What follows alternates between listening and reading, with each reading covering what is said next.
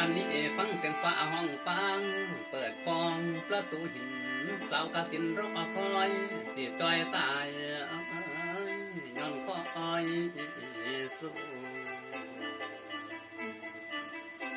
กลางฤดูฝนครึมลมปกคลุมอาณาเขตสังเกตฟังฟ้าห้องว่าใครข้างนั่นป้องแปว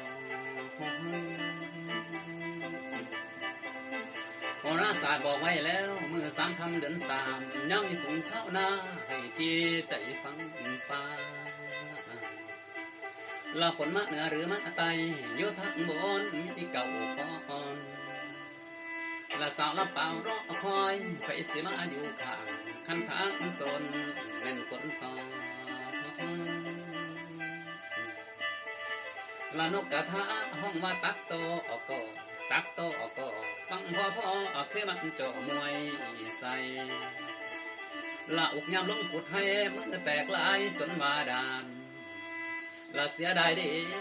เสียดายสู้นกตั้งบานผู้ไปแล้วแม่นบ่คืนยืนคอยทาง